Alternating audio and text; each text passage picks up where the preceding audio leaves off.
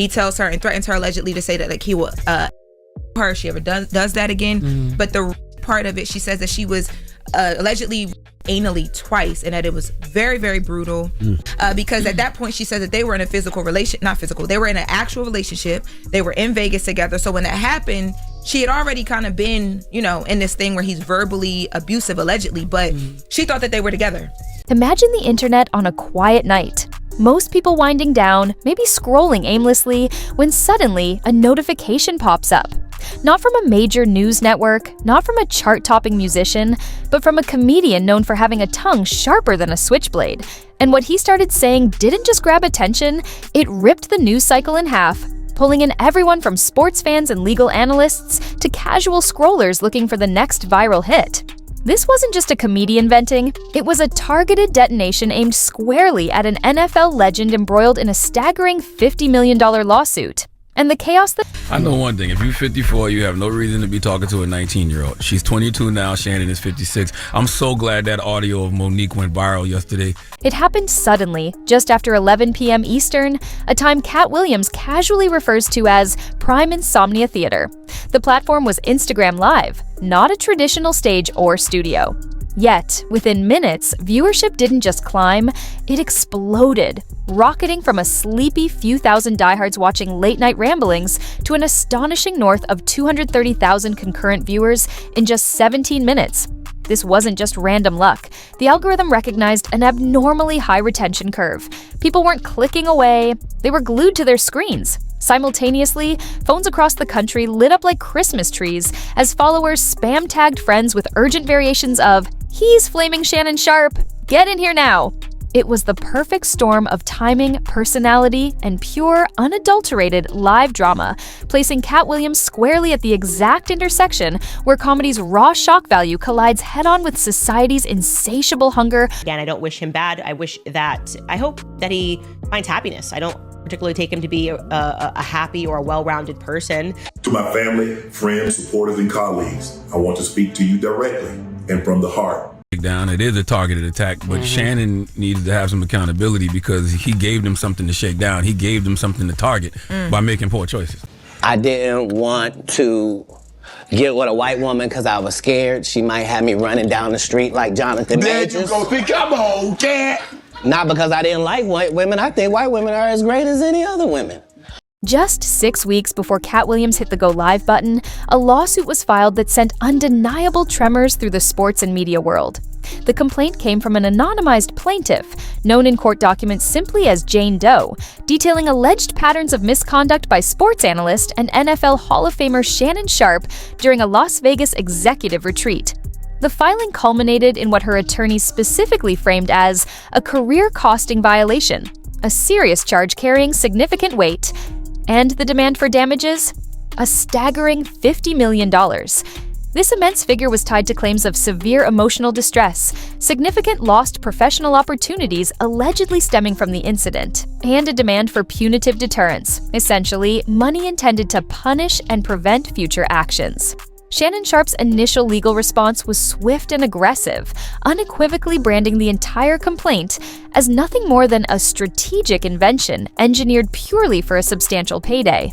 While many legal observers and media pundits initially predicted this would quietly settle out of court, potentially with a confidential agreement, Sharpe quickly escalated the situation, hinting publicly at a potential 9-figure defamation cross-action against his accuser.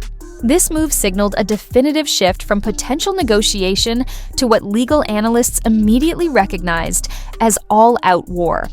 Just as this high-stakes legal battle was solidifying, Katt Williams, the king of unfiltered commentary, unexpectedly stepped directly into the crossfire.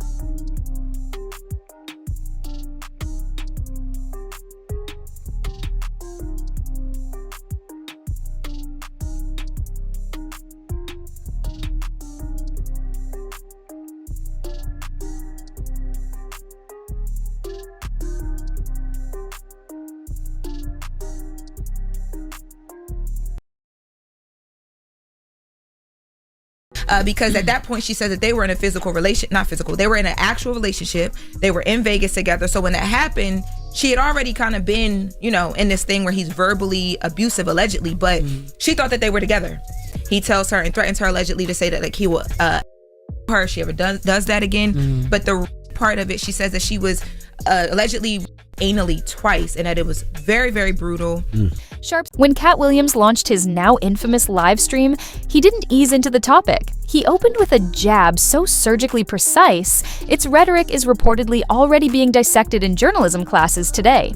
He framed the entire chaotic scenario surrounding Shannon Sharpe with the kind of blunt, unfiltered perspective that only he seems capable of delivering. He spoke directly about the absurdity of handing a retired football legend 50 microphones, 3 networks, and enough tequila to sponsor the Cinco de Mayo parade, then demanded to know why anyone would feign surprise when controversy follows him home like a stray pit bull. It was a moment of comedic genius blended with stark reality, and viewers online instantly responded by typing facts in capital letters faster than their devices could even register the keystrokes. He didn't stop there, hitting with line after line that resonated instantly. "Y'all love that man's hot takes until the thermostat breaks," he declared, adding cutting remarks about blame and expectation in the face of scandal. One particular line, referencing a highly sensitive and now redacted phrase about a baby's size, immediately spawned countless imitation tweets, viral mashup memes, and rapid-fire 5-second TikToks that were replayed on loop format, accumulating tens of millions of views within hours. Something about Katt's unique cadence, his rhythm, and timing taps directly into the digital bloodstream like few others can. His sentences aren't just jokes, they double as instant sound bites and undeniable social media currency, driving the conversation faster than any traditional news report. But beneath the surface-level comedic flourish and viral moments lay something far more unexpected and significant.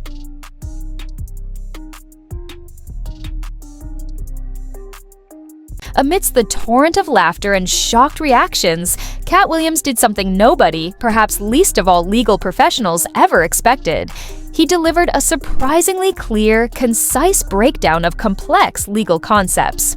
He explained the crucial distinction between compensatory damages, which he defined simply as the price tag for what was lost, and punitive damages, which he vividly described as the judge adding interest with attitude. He didn't just rattle off definitions, he framed the staggering $50 million figure not merely as numbers on a page, but as a public relations verdict before the verdict, highlighting how the sheer scale of the claim impacts public perception long before any evidence is heard in court.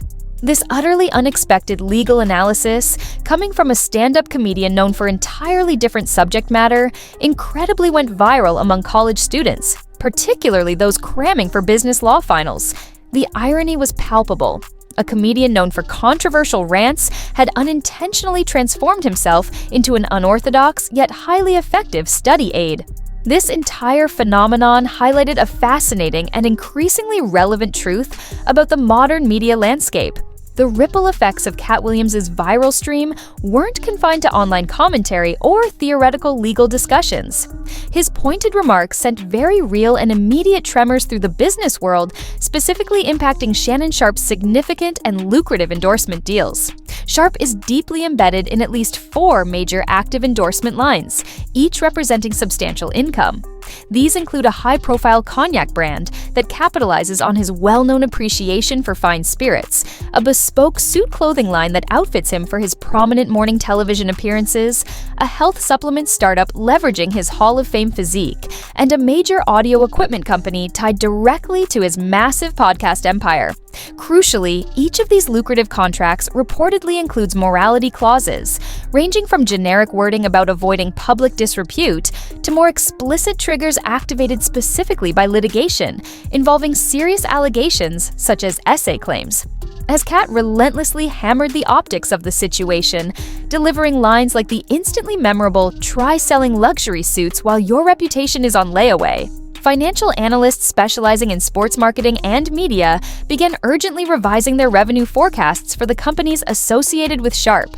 Reports quickly surfaced that within just 24 hours of the stream, at least one apparel partner quietly, almost imperceptibly, scrubbed Sharpe's images from its main landing page, redirecting traffic to a generic spring collection banner instead.